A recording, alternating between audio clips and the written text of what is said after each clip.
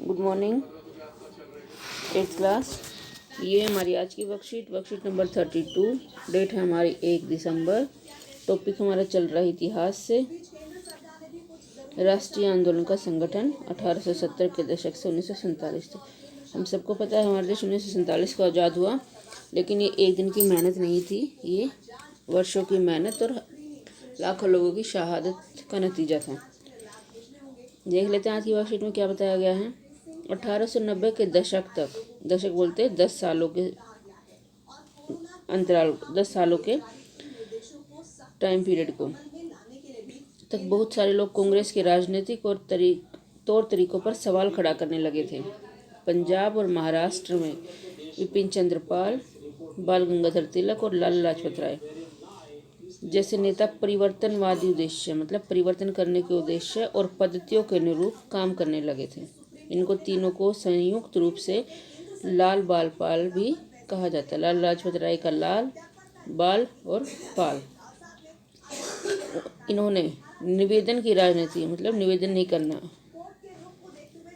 मतलब रिक्वेस्ट नहीं करने के लिए नरम पंथियों की आलोचना की। नरम पंथी वो समूह था जो अहिंसा में विश्वास रखते थे और नरमी से, शांति से अपना काम करवाना चाहते, मतलब देश की आज़ादी शांति से चाहते थे। और ये जो लोग थे ये गरम दल के सदस्य थे, मतलब ये हिंसा के बल पर, इनका ये मानना था जैसे भी हथियारों का इस्तेमाल करके या कैसे भी आज़ादी ले लो। तो इन्होंने नरमपंथियों की आलोचना की और आत्मनिर्भरता और रचनात्मक कामों के महत्व पर जोर दिया। बाल गंगाधर तिलक ने नारा दिया, स्वतंत्रता मेरा जन्मसिद्ध अधिकार है और मैं इसे लेकर रहूँगा। तो ये आपसे एक नंबर में पूछा जा सकता है, ये वाला नारा इसने दिया था। फिर हुआ बंगाल का विभाजन, बंगाल का बंटवारा। वायसराय कर्जन ने 1905 में बंगाल का बंटवारा कर दिया। बंगाल हमारे देश का एक प्रांत था, है अभी भी पश्चिम बंगाल जिसको हम बोलते हैं, उसका बंटवारा हो गया 1905 में। पूर्वी बंगाल ब्रिटिश भारत का सबसे बड़ा प्रांत था। बिहार और उड़ीसा के कुछ भाग भी उस बंगाल का हिस्सा थे। अंग्रेजों का कहना था कि प्रशासकीय सुविधा को ध्यान में रखते हुए बंटवारा करना जरूरी था, मतलब शासन व्यवस्था सही से चले इसलिए बंटवारा करना जरूरी था। इस प्रशासकीय सुविधा का मतलब क्या था, किसको सुविधा मिलने वाली थी?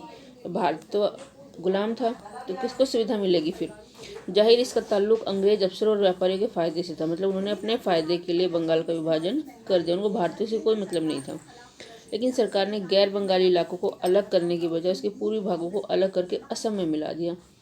पूरी बंगाल को अलग करने के पीछे अंग्रेजों का मुख्य उद्देश्य यह रहा होगा कि बंगाली राजनेताओं के प्रभाव पर अंकुश लगाया जाए, क्योंकि बंगाली राजनेताओं का ज़्यादा प्रभाव था देश पर, उस पर अंकुश लगाया जाए और बंगाली जनता को बांट दिया जाए, इसलिए उन्होंने बंगाल विभाजन किया होगा। उसके बाद है हमारा स्वदेशी आंदोलन, देश में चलने वाला आंदोलन। विभाजन से देश भर में गुस्से की लहर फैल गई। मध्यम मार्ग, मतलब जो बीच का रास्ता चाहते थे, और आमूल परिवर्तनवादी कांग्रेस के सभी दल जो परिवर्तन चाहते थे ने इसका विरोध किया। इससे जो संघर्ष हुआ उसे स्वदेशी आंदोलन के नाम से जाना जाता है। ब्रिटिश शासन का विरोध किया गया, विशाल जनसभाओं का आयोजन किया गया, जुलूस निकाले गए, स्वयं सहायता, स्वदेशी उद्यमों, राष्ट्रीय शिक्षा और भारतीय भाषा के उपयोग को बढ़ावा दिया गया, मतलब खुद ही उद्योग धंधे लगा लो, खुद ही मेहनत कर लो। राष्ट्रीय शिक्षा, देश की शिक्षा और भारतीय भाषा का उपयोग को बढ़ावा दिया गया। ये आंदोलन बंगाल में सबसे ताकतवर था क्योंकि उसी का तो विभाजन हुआ था, परंतु अन्य इलाकों में भी इसकी भारी अनुगूंज सुनाई दी। आंध्र के डेल्टा इलाकों में इसे वंदे मातरम आंदोलन के नाम से जाना जाता है। ये एक नंबर का क्वेश्चन है। कुछ लोग ब्रिटिश शासन को उखाड़ फेंकने के लिए क्रांतिकारी हिंसा के समर्थक थे। कुछ लोग ये चाहते थे कि क्रांति करो, हिंसा करो, जैसे मर्जी करो, लेकिन अंग्रेजों को यहाँ से भगा दो। तो ये हमारी आज की वर्कशीट थी। क्वेश्चन देख लेते हैं। अभी कुछ महत्वपूर्ण घटनाएं हैं। 1906 में ढाका में ऑल इंडिया मुस्लिम लीग का गठन हुआ था। ये डेट जो है वो आपको याद करनी है, महत्वपूर्ण डेट है। 1907 में कांग्रेस मध्यमार्ग और आमूल परिवर्तनवादी दो धड़ों में विभाजित हो गए, मतलब दो हिस्सों में बट गए।